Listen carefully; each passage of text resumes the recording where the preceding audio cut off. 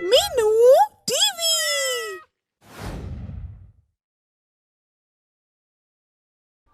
आप सुन रहे हैं कहानी गरीब और जीवन संगिनी। दिनेश रोज की तरह शाम को काम से घर पर लौटा तो अंदर से बच्चे के जोर जोर से रोने की आवाजें आ रही थी। बच्चे के इस तरह बिलख बिलख कर रोने की आवाजें सुनकर उसे अपनी पत्नी राधा पर बहुत गुस्सा आता है और फिर वह राधा को बुरा भला कहते हुए घर के अंदर जाता है। राधा, ओ राधा, ये मुन्ना बिलख बिलख कर रोए जा रहा है, सुनाई नहीं देता क्या? फिर जैसे ही दिनेश घर के अंदर आता है तो देखता है कि राधा तो बिस्तर में पड़ी करा रही है और मुन्ना उसके पास ही बैठकर रोए जा रहा है। तुम्हें क्या हुआ राधा? और ये मुन्ना क्यों रो रहा है? सुनो जी, मेरी बात में पूछना। पहले मुन्ना को चुप करा दो, वहां रसोई से दूध लेकर इसे पिला दो, चुप हो जाएगा। दिनेश मुन्ना को उठाकर गले से लगाता है तो वह रोना बंद कर देता है और फिर दिनेश राधा का माथा छूकर देखता है। तुम्हें तो बहुत तेज बुखार है। दोपहर बाद से ही बहुत तेज बुखार चढ़ गया और खांसी भी हो गई है। तुम घबराओ मत राधा, मैं तुम्हें अभी दवाई लाकर देता हूँ। उसके बाद दिनेश मुन्ना को साथ लिए ही दवाइयों की दुकान पर जाता है। भैया, मुन्ना की माँ को बहुत तेज बुखार है, कोई अच्छी सी दवाई दे दो। फिर दवाई लेकर घर आता है और राधा को दवाई देता है। लो, ये दवाई खा लो और आराम से लेट जाओ, देखना सुबह तक आराम मिल जाएगा।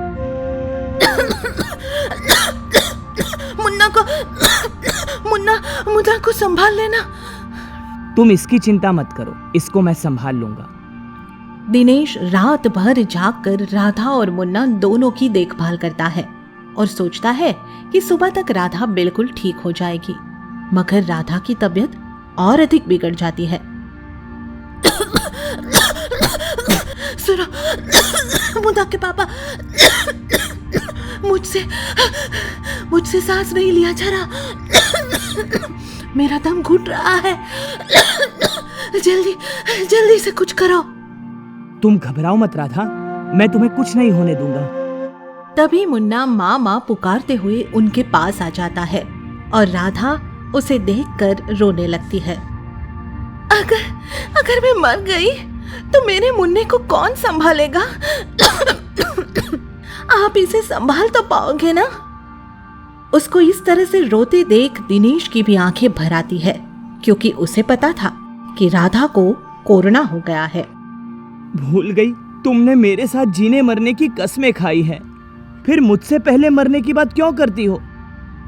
तुम्हारी जीवन संगिनी हूँ जी, मरकर भी तुम्हारे साथ ही रहूंगी। यह कहते कहते राधा की तबीयत बहुत ज्यादा खराब हो जाती है और दिनेश उसे लेकर अस्पताल जाता है, मगर अस्पताल तो पहले से ही कोरोना के मरीजों से भरा हुआ होता है। मैं डॉक्टर से मिलकर आता हूँ, जब तक मैं ना लौटूं तुम अपना और मुन्ना का ख्याल रखना। तुम जल्दी आना जी, मैं मुन्ना को ज्यादा देर तक नहीं संभाल पाऊंगी। हाँ, जल्दी लौट आऊंगा। ये कहकर दिनेश अस्पताल में इधर उधर मारा फिरता है, मगर कोई भी डॉक्टर या नर्स राधा को अस्पताल में भर्ती को तैयार नहीं होता। भगवान के लिए आप ही बचा लो मेरी राधा को, मेरा और मेरे बच्चे का उसके सिवा कोई सहारा नहीं है। हम मजबूर है भाई, कुछ नहीं कर सकते, कहीं और ले जाओ। उसके बाद दिनेश जगह जगह हाथ पैर मारता है, मगर कोई भी उसकी मदद नहीं करता है और उसकी पत्नी इलाज के अभाव में दम तोड़ देती है। दिनेश देखता है कि उसकी मरी हुई पत्नी की आंखें उसके बेटे को देख रही है और बच्चा अभी भी अपनी माँ का हाथ पकड़कर खेल रहा है। राधा, ये तुझे क्या हो गया राधा? जीवन भर साथ निभाने का वादा करके बीच सफर में ही साथ छोड़ गई। अब मैं और मुन्ना किसके सहारे जिएंगे? बताओ तो राधा। दिनेश काफी देर तक मरी हुई राधा को देखता रहता है और फिर उसके शव को स्मशान ले जाने की सोचता है। वह कई एम्बुलेंस वालों के पास जाता है, मगर सभी बहुत ज्यादा पैसा मांगते हैं। भाई, गरीब का तो लिहाज रखो। क्या इंसानियत बिल्कुल ही मर गई है? 4 किलोमीटर का 20,000 कहां से दूंगा? गरीब है तो लाश को कंधे पर उठाकर शमशान जा, समझा? पर मैं 20,000 ही लूंगा। एम्बुलेंस वाले की लाश को कंधे पर उठाकर स्मशान ले जाने वाली बात ही दिनेश को अपने बूते की बात लगी, क्योंकि इस कोरोना में कोई भी किसी की मदद करने के लिए तैयार नहीं था। इंसानियत तो जैसे मर ही चुकी थी। वह राधा का शव कंधों पर उठाकर स्मशान ले जाता है। दिनेश कंधे पर राधा का शव उठाए हुए है और उसकी चुनरी से पेट पर मुन्ना को बांधे हुए है। स्मशान के द्वार आकर बाहर ही शव को जमीन पर लेटा देता है और स्मशान के रखवाले पंडित से बात करता है।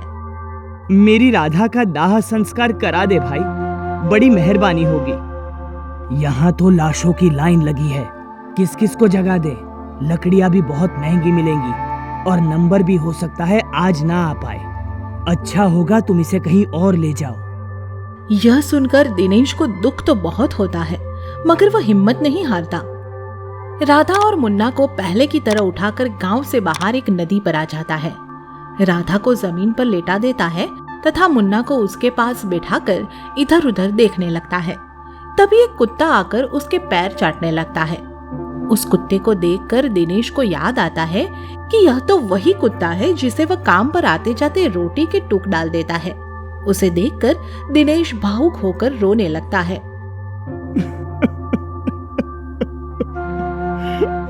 अबे देख, हमारी राधा चल बसी और हम इसका दाह संस्कार तक नहीं कर पा रहे हैं।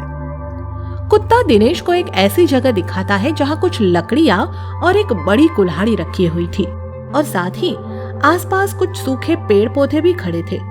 यह सब देखकर दिनेश समझ जाता है कि कुत्ता उसे क्या समझाना चाहता है। दिनेश कुल्हाड़ी से लकड़ियाँ काट काट कर चिता बनाता है और फिर राधा का दाह संस्कार करता है और फिर मुन्ना को उठाकर वापस जाते हुए उस कुत्ते से कहता है, हम तुम्हारे हमेशा आभारी रहेंगे दोस्त। तुम्हारे आगे तो इंसानों की इंसानियत भी बौनी पड़ गई। काश इंसान भी तुम्हारे जैसी समझ रखते। आप सुन रहे हैं कहानी गरीब भूखा परिवार। एक रोती हुई औरत अस्पताल में आती है। उसके हाथ में एक छोटी बच्ची है, करीबन 8-9 साल की। मेरी बच्ची को बचा लीजिए प्लीज, डॉक्टर को बुलाइए। अरे अरे, ऐसे अंदर कहाँ चली आ रही हो? पैसे है तुम्हारे पास? तुम्हारी हालत देखकर तो नहीं लग रहा। देखिए, मेरे पास बिल्कुल पैसे नहीं, पर मेरी बच्ची की तबीयत बहुत खराब है। मेहरबानी करके डॉक्टर को बुलाइए। ये बहुत बड़े डॉक्टर है, पता नहीं कहाँ कहाँ से आ जाते हैं लोग। चलो जाओ यहाँ से। तभी डॉक्टर वहाँ से गुजर रहे थे। उन्होंने उस औरत और वार्ड बॉय की आवाज सुन ली। नहीं नहीं, मुझे कुछ धोखा हुआ है शायद, पर अगर ये वही हुई तो। डॉक्टर औरत को देखता है और वार्ड बॉय से कहता है, इन्हें अंदर आने दो। ठीक है सर, जाओ, डॉक्टर साहब तुम्हें अंदर बुला रहे हैं। औरत जल्दी अपनी बच्ची को हाथ में लिए अंदर आ जाती है। प्लीज मेरी बच्ची को देखिए, ये बेहोश हो गई है। डॉक्टर बच्ची को अच्छे से चेक करता है और कहता है, लगता है बच्ची ने कई दिनों से कुछ नहीं खाया, इसलिए इतनी कमजोर हो गई है। हाँ, हमारी हालत ही कुछ ऐसी हो गई है कि। क्या हुआ शारदा? आप मेरा नाम कैसे जानते हैं? शारदा अपने आंसू पोंछकर डॉक्टर को अच्छे से देखती है। भैया आप? उस दिन के बाद तुम कहीं दिखी ही नहीं। बाल कन्या अनाथाश्रम। अनाथाश्रम की केयरटेकर डॉक्टर्स जो यहाँ बच्चियों को 1 महीने तक नर्सिंग का काम सिखाने आए हैं, उनसे बात कर रही है, जिसमें 30 साल के डॉक्टर राजेश भी है। यहाँ कई लड़कियाँ हैं जो अपने पैरों पर खड़ा होना चाहती है, पर उनका साथ देने वाला कोई नहीं। हम इसीलिए इनकी मदद करना चाहते हैं, ताकि ये नर्सिंग का काम सीखकर अपने लिए कुछ कर पाए। आइए, मैं आपको बच्चियों से मिलवाती हूँ। हम सब आपको यहाँ नर्सिंग की ट्रेनिंग देने आए हैं, जिनसे आप अपने भविष्य को बेहतर बना सकते हैं। मैं जिंदगी में आपकी तरह कुछ बनना चाहती हूँ भैया। भैया? तुमने मुझे भैया कहा? माफ कीजिएगा अगर आपको बुरा लगा हो तो। अरे नहीं नहीं, तुम मुझे भैया ही बुलाना। मैं हमेशा से चाहता था कि मेरी भी कोई छोटी बहन हो। आज से मैं तुम्हारा बड़ा भाई हूँ, ठीक है? शारदा और डॉक्टर राजेश के बीच में एक प्यारा सा भाई बहन का रिश्ता सा बन गया था। राजेश शारदा के लिए रोज कुछ न कुछ खाने को लाया करता था और तो और वो आगे चलकर एक अच्छी नर्स बन जाए, इसलिए उसे आगे पढ़ाने के बारे में भी सोच रहा था। हाँ भैया, मैं आगे पढ़ना चाहती हूँ। मैं भी आपकी तरह लोगों की सेवा करना चाहती हूँ। ऐसा ही होगा शारदा। पर दूसरे ही दिन अनाथ आश्रम में एक पति पत्नी शारदा को गोद लेने के लिए आ गए। शारदा इस अनाथ आश्रम की सबसे होशियार लड़की है और बहुत समझदार भी है। वो पति पत्नी एक दूसरे की तरफ देखते हैं और मुस्कुराते हैं। हम इसी बच्ची को गोद लेंगे और वो भी आज ही। ठीक है शारदा, अपना सामान लेकर आओ। पर मैं नहीं जाना चाहती, भैया मेरी ट्रेनिंग करवाने वाले हैं। तुम्हें इनके साथ जाना ही होगा, हम तुम्हें यहाँ नहीं रख सकते। शारदा को मजबूरन उन दोनों के साथ जाना पड़ा और जब वो उनके घर पहुंची तो उसके साथ बिल्कुल भी अच्छा बर्ताव नहीं किया जाता था। वो दोनों उससे घर का सारा काम करवाते थे।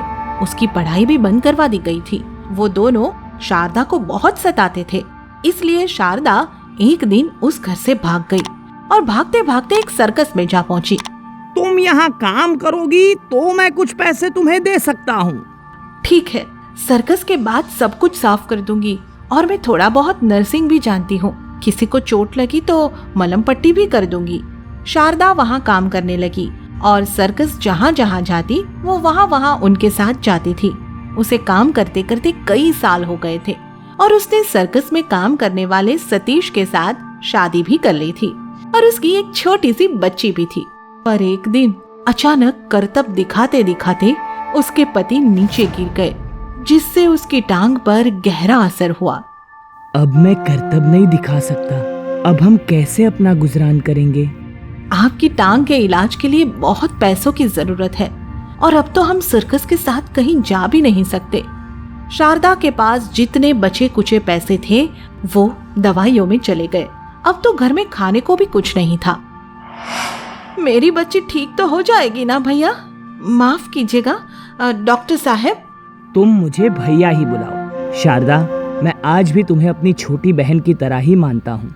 उस दिन के बाद मैंने तुम्हें ढूंढने की बहुत कोशिश की, पर तुम्हारा कहीं कुछ पता नहीं चला। आज इस हाल में तुम्हें देखकर मुझे बहुत दुख हो रहा है। अगर मेरी नर्स की ट्रेनिंग पूरी हो जाती तो आज मेरी बच्ची ऐसे भूख से ना तड़प रही होती। तुम अभी भी नर्स की ट्रेनिंग ले सकती हो शारदा। मैं तुम्हारी मदद करूंगा। तुम अपने परिवार की मदद खुद कर सकती हो। जो वादा मैंने तुमसे 10 साल पहले किया था उसे मैं आज तक नहीं भूला। शारदा ने डॉक्टर राजेश की मदद से अपनी नर्स की ट्रेनिंग पूरी कर ली और उसके पति का इलाज भी हो गया था।